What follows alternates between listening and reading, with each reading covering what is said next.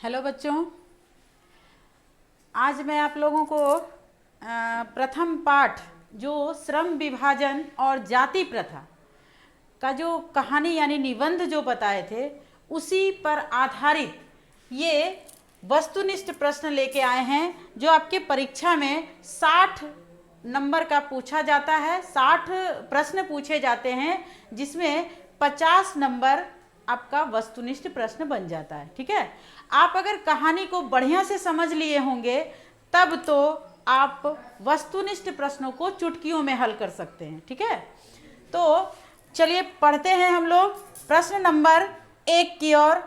तो श्रम विभाजन और जाति प्रथा के लेखक कौन हैं?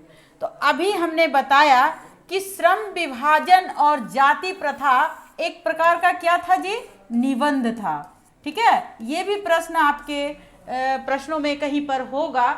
तो ये जो निबंध है इनको लिखे हैं कौन? लेखक। इनका जो कहानी लिखते हैं यानी कि जो गद्य खंड जो हम लोग अभी पढ़ रहे हैं, तो इसको क्या कहा जाता है? जो लिखे हैं इसको कहा जाता है लेखक। तो सभी को पता होगा, आप लोग ध्यान से देखिएगा, बड़ा ही मजा आएगा कि गद्य खंड यानी कि श्रम विभाजन और जाति प्रथा के लेखक कौन हैं। तो सबको पता होगा डॉक्टर भीमराव अंबेडकर हमारे लेखक हैं श्रम विभाजन और जाति प्रथा के। 4 ऑप्शन आपका दिया रहेगा, हमने जो सही आंसर है उसी को चुना है। आप ध्यान से उसी को मारिएगा जो आपका सही आंसर होगा। तो डॉक्टर अंबेडकर का जन्म, दूसरा प्रश्न हमारा है, डॉक्टर अंबेडकर का जन्म किस राज्य में हुआ था? किस राज्य में हुआ था? अगर राज्य पूछे तो राज्य का नाम बताएंगे मध्य प्रदेश। ठीक है, अगर गांव पूछे तो गांव का नाम क्या बताएंगे? महू। ठीक है, इस चीज का ध्यान रखिएगा कि किस चीज में प्रश्न पढ़ता है, किस चीज में प्रश्न पूछा जा रहा है। ठीक है, प्रश्न संख्या 3, डॉक्टर अंबेडकर किस वर्ग के परिवार में जन्म लिए थे? डॉक्टर अंबेडकर किस वर्ग के परिवार में जन्म लिए थे? सभी को पता होना चाहिए, वो दलित वर्ग के परिवार में जन्म लिए थे। ये दलित वर्ग के सपूत थे जी। प्रश्न संख्या 4, जातिवाद के पोषकों द्वारा श्रम विभाजन किसका रूप माना जाता है? ठीक है, जातिवाद के पोषकों द्वारा श्रम विभाजन किसका दूसरा रूप माना जाता है? किसका माना जाता है? जाति प्रथा का। 4 ऑप्शन आपका रहेगा, आप जाति प्रथा जिसमें रहेगा आप उसी में टिक लगाइएगा। ठीक है, प्रश्न संख्या 5 है, जातिवाद के अनुसार श्रम विभाजन का आधार क्या है? क्या आधार है? पैतृक पेशा। ठीक है, पैतृक पेशा का मतलब है कि जिसके पिता जो काम कर रहे हैं उसका बच्चा वही काम करेगा। ठीक है, पैतृक पेशा, पैतृक मतलब पिता जो काम कर रहे हैं, पेशा मतलब रोजगार, जो भी काम कर रहे हैं वो वही होगा। ठीक है, प्रश्न संख्या 6, श्रम विभाजन और जाति प्रथा शीर्षक किनके द्वारा रूपांतरित है? श्रम विभाजन और जाति प्रथा शीर्षक किनके द्वारा रूपांतरित है? किनके द्वारा रूपांतरित है यानी अनुवाद किया हुआ किनके द्वारा है? किनके द्वारा है? तो आप लोग को पता होगा ललई सिंह यादव। जो इनका हम गद्य खंड जो लिखे हैं, भीमराव अंबेडकर जो लिखे हैं, तो भीमराव अंबेडकर के बारे में जो हमने बताया था तो उनमें ललई सिंह का नाम आया था। वहाँ पे हम गोल भी कर दिए हैं, आप लोग ध्यान दिए होंगे तो तुरंत आंसर बता दीजिएगा। प्रश्न नंबर 7 है, विडंबना का अर्थ क्या है? विडंबना का अर्थ होता है उपहास। क्या अर्थ होता है जी? उपहास। ठीक है, आगे बढ़ते हैं हम लोग। प्रश्न संख्या 8 में, सच्चे लोकतंत्र का पर्याय शब्द क्या है? क्या पर्याय शब्द है? भाईचारा। क्या पर्याय शब्द है जी? भाईचारा। 9 नंबर है, भीमराव अंबेडकर का रचनात्मक के प्रेरक व्यक्ति कौन थे? आप लोग को पता होगा कि इनके मार्गदर्शक कौन थे जी भीमराव अंबेडकर का? तो ये देखिए, बुद्ध हैं, कबीर हैं और ज्योतिबा फुले। ठीक है, बुद्ध, कबीर, ज्योतिबा फुले। हो सकता है इसमें प्रश्न आ जाए भीमराव अंबेडकर की रचनात्मक के प्रेरक व्यक्ति कौन है। ए में आ जाए बुद्ध, बी में आ जाए कबीर, सी में आ जाए ज्योतिबा फुले और डी में आ जाए अगर इनमें सभी, तो हमें किस में मारना है, तो सभी में मारना है। इस चीज को आप लोग ध्यान रखिएगा, ठीक है। प्रश्न संख्या 10 है, किनके प्रोत्साहन से बाबा साहब उच्चतर शिक्षा के लिए न्यूयॉर्क गए थे। किनके प्रोत्साहन से, तो सबको पता होगा बड़ौदा नरेश के प्रोत्साहन से ये उच्चतर शिक्षा के लिए कहाँ चले गए, न्यूयॉर्क चले गए। 11वां प्रश्न है, भीमराव अंबेडकर का जन्म कब हुआ। भीमराव अंबेडकर का जन्म कब हुआ, तो 14 अप्रैल 1891 ईस्वी में इनका जन्म हुआ। 14 अप्रैल 1891 ईस्वी में जन्म हुआ। 12 नंबर है क्वेश्चन, आधुनिक मनु किसे कहा जाता है। तो सबसे पहले इनको तो बाबा साहब कहा गया, भारतीय संविधान के निर्माता भी कहा गया इनको, और भीमराव अंबेडकर को और क्या कहा गया, आधुनिक मनु भी कहा गया। तो आंसर हमारा क्या हो जाएगा, भीमराव अंबेडकर, ठीक है। 13वां प्रश्न है, बुद्धा एंड हिज धम्मा, ठीक है, बुद्धा एंड हिज धम्मा के लेखक कौन है। कौन है, भीमराव अंबेडकर। कौन लेखक है इनका, भीमराव अंबेडकर। बढ़ते हैं अगले प्रश्न की ओर। आधुनिक सभ्य समाज श्रम विभाजन को क्यों आवश्यक मानता है। आधुनिक सभ्य समाज श्रम विभाजन को क्यों आवश्यक मानता है। क्यों आवश्यक मानता है जी, कार्य कुशलता के लिए। क्यों आवश्यक मानता है, कार्य कुशलता के लिए। 15 नंबर क्वेश्चन है, संचारित शब्द का क्या अर्थ है। कैसा शब्द है, संचारित। संचारित शब्द का क्या अर्थ है, प्रवाहित होता है। इसका अर्थ क्या होता है, प्रवाहित।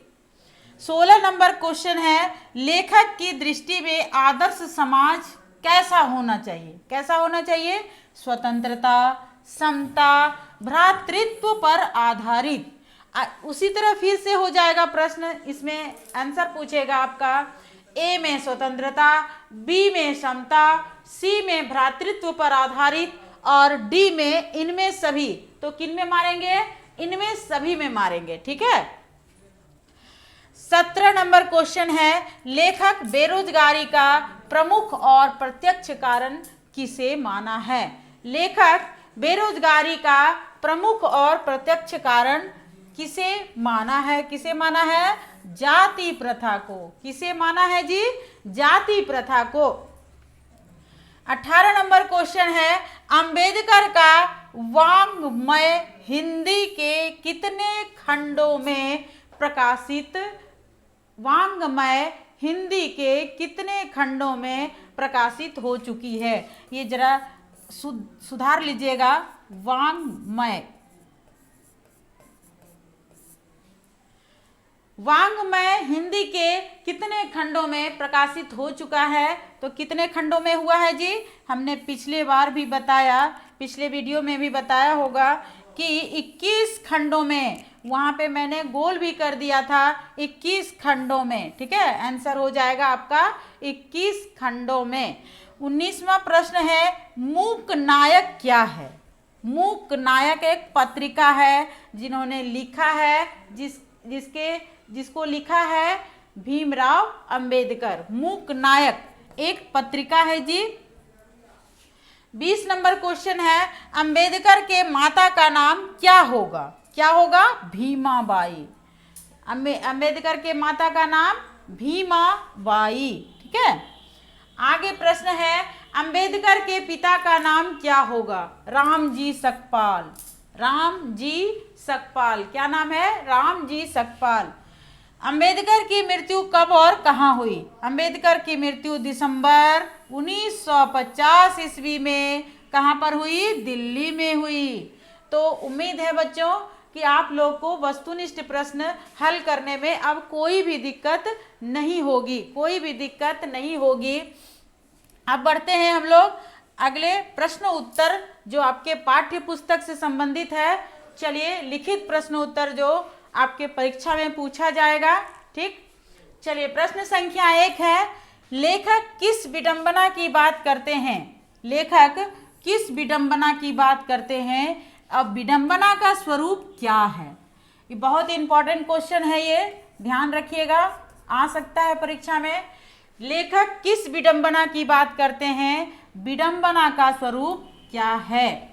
लेखक उस विडंबना की बात करते हैं कि आधुनिक युग में भी जातिवाद के पोषकों की कमी नहीं है।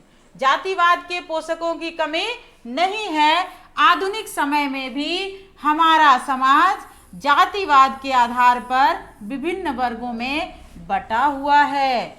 भिन्न भिन्न जातियों के क्रियाकलाप, भिन्न भिन्न जातियों के क्रियाकलाप तथा उनके पेशे भी भिन्न हैं। बोल रहे हैं कि अलग अलग जातियों का जो क्रियाकलाप होता है उनके पेशे भी अलग हैं, क्योंकि जाति प्रथा आपस में ऊंच नीच और भेदभाव की भावना उत्पन्न करती है, इसलिए इसे अच्छा नहीं माना जाता है। ये आंसर बच्चों, ये देखिए आंसर अपनी भाषा में लिखा हुआ है। आप इसको बढ़िया से पढ़ करके अगर आप अपने तौर पर लिख सकते हैं तो और भी इससे अच्छा उत्तम तरीका और कोई नहीं हो सकता है। आप इसको बहुत अच्छा से याद कर लीजिएगा। प्रश्न संख्या 2 है, जातिवाद के पोषक उसके पक्ष में क्या तर्क देते हैं? जातिवाद के पोषक उसके पक्ष में क्या तर्क देते हैं? उत्तर हमारा है, जातिवाद के पोषक उसके पक्ष में तर्क देते हुए कहते हैं कि आधुनिक सभ्य समाज कार्य कुशलता के लिए श्रम विभाजन, यहाँ विभाजन लिखा हुआ है, ठीक है, श्रम विभाजन आवश्यक मानता है, क्योंकि जाति प्रथा श्रम विभाजन का क्या है? दूसरा रूप है। इसलिए इनमें कोई बुराई, यहाँ पे बुराई दे दीजिएगा, कोई बुराई नहीं है। ठीक है, चलिए बढ़ते हैं हम लोग आगे क्वेश्चन की ओर। प्रश्न संख्या 3 है, जातिवाद के पक्ष में दिए गए तर्कों पर लेखक की प्रमुख आपत्तियां क्या है? ठीक है, अब लेखक का जो दिया हुआ आपत्ति है उसको दर्शाना है यहाँ पे। तो जातिवाद के पक्ष में दिए गए तर्कों पर लेखक की आपत्तियां इस प्रकार हैं। देखिए क्या है। नंबर 1, आपत्ति नंबर 1 क्या है? जाति प्रथा श्रम विभाजन के साथ साथ श्रमिक विभाजन भी करती है। आपत्ति नंबर 1 है, जाति प्रथा श्रम विभाजन के साथ साथ श्रमिक विभाजन भी करती है। दूसरा आपत्ति है हमारा कि यदि जाति प्रथा को श्रम विभाजन मान लिया जाए तो यह स्वाभाविक विभाजन नहीं है, क्योंकि यह मनुष्य की रुचि पर आधारित है। रुचि इस तरह से होगा, रुचि पर आधारित नहीं है। ठीक है, प्रश्न संख्या आपत्ति नंबर 3 है, सॉरी मिस्टेक हो गया। आपत्ति नंबर 3 है, जाति प्रथा इस सिद्धांत के बिल्कुल विपरीत है कि कुशल और सक्षम श्रमिक ही एक उन्नत समाज का निर्माण करता है। कुशल और सक्षम श्रमिक एक उन्नत समाज का निर्माण करता है, जबकि जाति प्रथा मनुष्य की क्षमता और कुशलता पर विचार किए बिना ही मनुष्य की पेशा निर्धारित कर देती है। प्रश्न संख्या 4 है, ये भी आपका इंपॉर्टेंट क्वेश्चन है। प्रश्न संख्या 3, ठीक है, जातिवाद भारतीय समाज में श्रम विभाजन का स्वाभाविक रूप क्यों नहीं कही जा सकती है? अब इसके उत्तर की ओर देखिए, बढ़िए। जाति प्रथा समाज में श्रम विभाजन का स्वाभाविक रूप नहीं कही जा सकती, क्योंकि यह मनुष्य की रुचि पर आधारित नहीं है, क्योंकि जन्म लेने के पहले ही पेशा अथवा उसका काम निर्धारित कर दिया जाता है। हमने पहले ही बताया कि अगर बच्चे जन्म लेने अभिभावक क्या करते हैं कि बच्चे जन्म लेने से पहले ही वो पेशा उसका निर्धारित कर देते हैं। ऐसा नहीं होना चाहिए। परिस्थिति अगर बदल जाती है, अकस्मात परिवर्तन अगर आ जाता है, तो हमें अपनी पेशा को बदलना चाहिए। नहीं तो लेखक का कहना है कि ये लोग भूखे मर सकते हैं अगर पेशा को नहीं बदल सकते हैं तो। प्रश्न नंबर 5 है, जाति प्रथा में बेरोजगारी का एक प्रमुख और प्रत्यक्ष कारण कैसे बनी हुई है? ये इंपॉर्टेंट क्वेश्चन है जी। जाति प्रथा भारत में बेरोजगारी का एक प्रमुख और प्रत्यक्ष कारण कैसे बनी हुई है? जाति प्रथा किसी भी व्यक्ति को ऐसा पेशा चुनने की अनुमति नहीं देती है जो उसका पैतृक पेशा नहीं है, भले ही वह उसमें पारंगत क्यों न हो। इस प्रकार पेशा चुनने की अनुमति नहीं देकर जाति प्रथा भारत में बेरोजगारी का प्रमुख और प्रत्यक्ष कारण बनी हुई है। ठीक है, चलिए 6ठा नंबर क्वेश्चन है, लेखक आज के उद्योगों में गरीबी और उत्पीड़न से बड़ी समस्या किसे मानते हैं और क्यों? उत्तर है, लेखक आज के उद्योगों में गरीबी और उत्पीड़न से भी बड़ी समस्या जाति प्रथा को मानते हैं, क्योंकि इस प्रथा के कारण बहुत से लोग निर्धारित कार्य को भी और रुचि के साथ विवशता से करते हैं। ऐसी स्थिति में काम करने का न दिल लगता और न तो दिमाग, और कोई कुशलता भी प्राप्त नहीं होता है। 7वां प्रश्न है, लेखक ने पाठ में किन प्रमुख पहलुओं से जाति प्रथा को हानिकारक के रूप में दिखलाया है? उत्तर हमारा है, लेखक ने अनेक पहलुओं से जाति प्रथा को हानिकारक प्रथा के रूप में दिखाया है। जाति प्रथा का सामाजिक पहलू जाति प्रथा का सामाजिक पहलू हानिकारक है। अब सामाजिक पहलू में क्या है? यह प्रथा हमारे समाज को उच्च वर्ग और निम्न वर्ग, निम्न यहाँ पे निम्न हो जाएगा, उच्च वर्ग और निम्न वर्ग में बांट देती है। ठीक है, जाति प्रथा हमारे समाज को क्या करती है? उच्च वर्ग, ये ऊंचा है, काम अगर अच्छा करता है तो ये ऊंचा जाति का है, और नीच जाति का है, ये निम्न वर्ग के लोग हैं, तो इसको बांट दिया करती है। इन वर्गों में क्या क्या होता है? ईर्ष्या, द्वेष और ऊंच नीच की भावना उत्पन्न होती है। अगर ऐसा हो जाता है तो लोग क्या करते हैं कि ईर्ष्या करने लगते हैं, और ऊंच नीच की भावना जो है, द्वेष उत्पन्न होने लगता है, ऊंच नीच की भावना उत्पन्न होने लगती है। तो क्या होता है? इससे हमारा समाज क्या हो जाता है? कमजोर हो जाता है। क्या हो जाता है? हमारा समाज कमजोर हो जाता है। ये तो था हमारा सामाजिक पहलू। ठीक है, अब आइए आर्थिक पहलू की ओर लेखक का क्या ध्यान है। आर्थिक पहलू से भी जाति प्रथा हानिकारक है। यहाँ पे बोला गया है कि सामाजिक पहलू से जाति प्रथा तो हानिकारक था ही, बट आर्थिक पहलू से भी जाति प्रथा हानिकारक है, क्योंकि यह प्रथा बेरोजगारी और गरीबी का प्रत्यक्ष कारण है। यह प्रथा बेरोजगारी और गरीबी का कारण है। बहुत से लोग जातिगत पेशे को करने के लिए बाध्य हो जाते हैं, जिसमें ना तो उनकी रुचि होती है, रुचि थोड़ा सुधार लीजिएगा, हर सही कार होगा। उनकी रुचि होती है और ना क्षमता या कार्य कुशलता होती है। ठीक है, बहुत से जातिगत पेशे आज के युग में व्यर्थ अनुपयोगी हो गए हैं, जो बेरोजगारी को जन्म देती है। तो आप लोगों ने समझ गया होगा कि अंबेडकर जी का सामाजिक पहलू क्या था और आर्थिक पहलू क्या था। बढ़ते हैं हम लोग 8वां प्रश्न की ओर।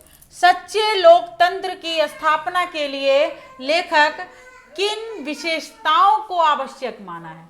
जब सच्चा लोकतंत्र स्थापित होगा तो लेखक ने किन विशेषताओं को आवश्यक माना है? तो क्या क्या विशेषता है? लोकतंत्र स्वतंत्रता, समान, समता और भ्रातृत्व पर आधारित है।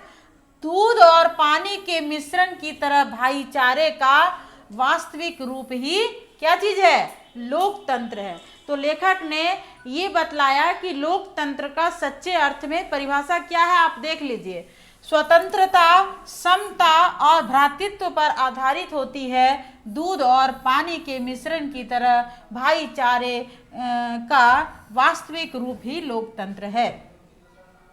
लोकतंत्र मूलतः सम्मिलित अनुभावों के आदान प्रदान का नाम है। लोकतंत्र मूलतः सम्मिलित अनुभवों के आदान प्रदान का नाम है। इसमें यह आवश्यक है कि अपने साथियों के प्रति श्रद्धा और सम्मान का भाव हो। अपने साथियों के प्रति श्रद्धा और सम्मान का भाव हो। तो ये हमारे अंबेडकर जी का विशेषता था सच्चे लोकतंत्र की स्थापना के लिए। तो आप लोग बढ़िया से इस क्वेश्चन को, ये चैप्टर के क्वेश्चन को याद रखिएगा और याद कीजिएगा, क्योंकि ये बिल्कुल अपनी भाषा में लिखी हुई है और कुछ न कुछ तो इसमें से आएंगे ही। आप इससे हटकर और कहीं नहीं जाइएगा, इसी को ध्यान में रख करके पढ़ना है ताकि आपको परीक्षा में अच्छा नंबर आ जाए। ठीक है, धन्यवाद। अब आगे बढ़ते हैं हम लोग, अगले वीडियो में मिलते हैं। धन्यवाद।